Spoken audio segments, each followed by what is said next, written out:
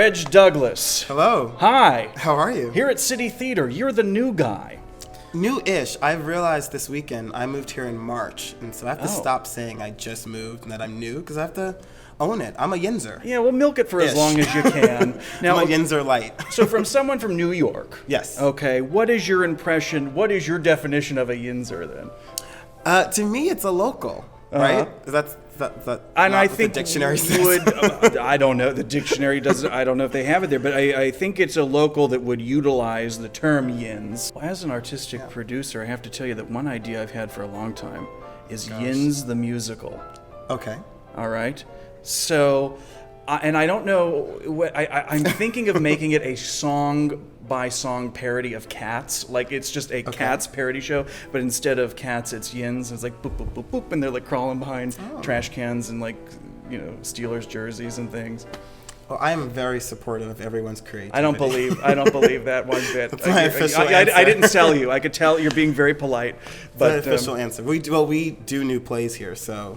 And new musicals, so you never know. It's all right. possible. So what do I have to do if I do write it like a treatment of it and send it to? Sure, we have a new submissions policy, actually. Oh, new? Our director of new play development, Claire Drobot, has tightened our window to really focus on local writers more. Oh. So from, I think, June through September or so, writers can now submit, I think, a 10-page sample to Claire, and all the information is on our website. But one of her hopes is to really connect with the Pittsburgh local talent scene and get to know the writing pool here better. So Okay, it's going to be you called could be a part of that writing scene. Yins the Musical. Watch for it, okay? Okay. So, artistic producer Yes. of the City Theater is Yes. your title. And you come to us from New York City, yes? Yeah, I grew up in Long Island and then went to college in D.C. and then back up to New York. And I love New York. For me, it was home, so I was ready to leave. And I really actively sought out opportunities outside of New York. I really love regional theater. I think there's something about having a staff that's all committed to one goal, acting community that's committed to the local scene. That really is important to me as an artist and a producer, the mix of those two titles there. And as a director, as a playmaker, as a theater goer, there's nothing like having a building and a community that you call your own. So when Tracy and I found each other, walking on the beach together, it was a perfect mix. You know, my skill set, I think, fits well here. My passion has always been new plays as a director and as a theater goer. And so to come to City and work with Tracy and the team here has been, honestly, a real dream come true. So Tracy Brigden, Yes. who many of us know, is artistic director of the City Year Theater. 15. Who would have thunk it? Congratulations. Here's Yeah. to Tracy. Here's to This'll Tracy. look good, right? She'll love this. But Tracy is the artistic director of City Yes. Theater. You are artistic producer. Yes. What is the difference? I think one of the easiest, clearest ways to say it is my job is to produce Tracy's vision. And so I think a big part of that is, it doesn't mean I don't have my own vision. I've got lots of vision. But I think that we're really lucky at City to have an artistic director that's open to new ideas and has really led the theater to be a home for new plays of all sorts and sizes and all kinds of stories. Yeah, because artistic producer is, I think, a flashy term at first glance. It's, the guy that wears ascots and goes to opening night, you know? I know, I took it off for you today. Well, no, but then so I was right on. But what do you feel are the qualities of a good artistic producer? What do you need to Sure. have to do this job? Patience. Yeah? with whom or what in particular? And we drink. Gotcha. No, I think patience it's a tricky business we're in. I mean, the arts, it's not for the faint of heart. You know, none of us are in it for the money. I saw a quote recently. It's not art unless it has the potential to fail epically or Oh, something I like love that. I Yeah. really believe in failing big. Yeah. I think you should fail big. That's why I love new plays, because it's all about the risk. Is that the of first thing you said in your interview? How'd that go? I love failing. I'm You're really hired. good at it. But it's great that we can all come together, and we've got tons of new ideas for ways to have engagement events before shows, after shows, talkback series, a late night happy hour that we're going to do this year, some pay what you want nights are going to be announced soon, or maybe just were announced. Hey.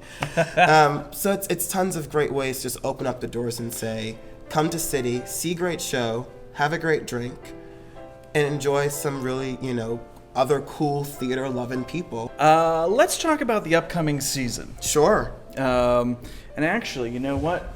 I have this Oh my gosh, you have props. Look at this postcard that you sent me in the mail. I really think you could probably be a little more economical next time. I'm all I don't about know if, e-advertising. right. But It's a collaboration. I certainly read it. Yeah. I don't know how much this cost you to send me, and my mailman probably wasn't very happy, but let's see. What do we have coming up here? The Night Alive. So that's our first show this season. Yeah. It's a dark Irish comedy. You know. But that's how I like my beers, dark and Irish, Irish and funny. Yeah. But it's a beautiful play by Conor McPherson. We did his show, The Seafarer, here in 2007 or 2008, I think. Yeah. But Tracy is one of, she loves his writing. She's directing it. And she's directing it. And thank goodness you printed it so I can read it. That's so thoughtful. Okay, so we have Night Alive coming up October. And then we go to Sunset Baby. Sunset Baby. And that's a show director Jade King Carroll is a friend of mine and Claire Drobot and Tracy's. And we said, we got to get her here. And of course, schedule worked out. She's so super busy because she's so freaking good. Well, and Dominique Morisseau, the playwright, is now writing for Shameless, the TV show. Huh. She's pretty special. She just won the Edward Kennedy Award for political theater. Wait, there's an award named after Senator Ted Kennedy? Yeah. And it's for theater? Yeah, because it's all about, how theater can make a difference in our world and our community. Well, he certainly was quite a performer. When you're a writer, you'll take the check you can get, And then we go to Some Brighter Distance. Which is two of my favorite words in the American theater. It's a world premiere. Oh, I'm thinking Brighter and Distance? Brighter and Distance. Yin's, see, that's going to change the show. Yin's, Brighter Distance musical. But Some Brighter Distance is a play by Keith Radine, who's been here before. And now, speaking of momentum and new plays and the commitment that we have to them, we did that show in our Momentum Festival that last June. Oh. And the audience got a sneak peek of a draft very much in progress and got to give feedback that Keith with his pad was taking the notes and the feedback from our amazing, brilliant audience. Now, I'm really interested in what this play might be about here. Sex with Strangers. Yes. It's pretty self-explanatory. Oh, really? It's about sex. But it's actually about literature as well. So it's Olivia, the 40-ish-year-old novelist, who really believes in books that you can turn the pages on. This revolutionary idea of old-fashioned books. And she meets at a bed and breakfast writers retreat Ethan, the 20-something blogger, kind of a Tucker Max-ish figure. So he blogs about his sexcapades. I see. Really high art. High art. Oh no, yeah. So high art meets, the novelist, and romance might or might not take place. I'll let you decide when you see the show. Oh, I wouldn't know it to see it anymore, so your guess is as good as mine. But Last Match is a play about tennis, believe it or not. So it's the Russian upstart facing the John McEnroe-ish figure. And so we get to experience a tennis match, the last match of the kind of more legend at late 30s American tennis star facing this upstart. It's their last confrontation, the last match of his career, presumably.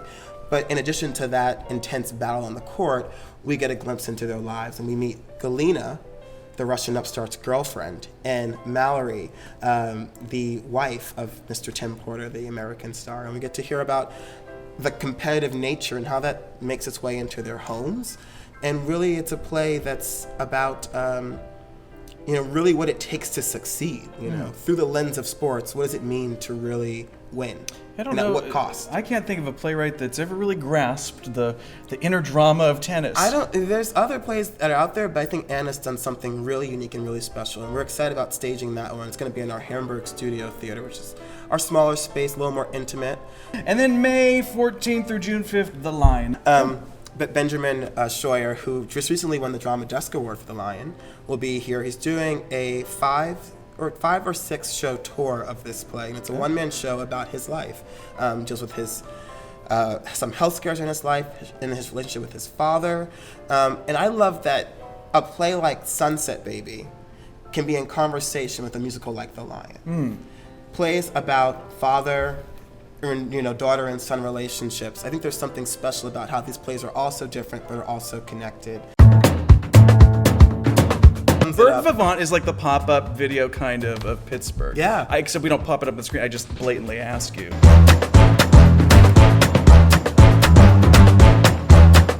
I love this question. Oh, good. You're pretty good at this. You never know. I'm on a good day. Get it good while day. you can. Yep. Oh, Cheers. drink to that. That is good theater making. That's a wonderfully crafted theatrical moment. And I That think totally was a director. A lot of people do it now. Now, like Mary Poppins is flying Everyone's at the end. I saw flying, Cher yeah. do it when she was here in Pittsburgh. Everyone's flew flying. around the console center. She It was did. great. Yeah. I saw her in Did New you go? York. Oh, you went to She New York. flew. Yeah. Yeah, she Is flew all around. Is she not touring anymore? I heard It she was like the ill. 5th, farewell. So. Well, Who no, I knows? know that, but I think she cut this tour short. I'm concerned Oh, about her. I didn't know that. I am. And we have a parking lot That's big. with a reduced rate. Listen, you don't know how important that is. Season sold. I am like a little old lady when I go to anything. If we even we were going to go out to eat, I was going to. Is there parking? Is it loud? Are we going to get a seat?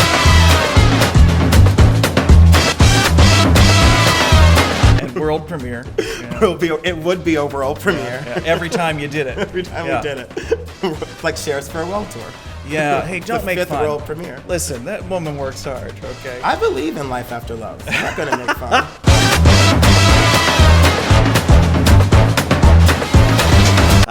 We need to get her here for something. Is there a share vehicle at City Your Theater? mouth to God's ears.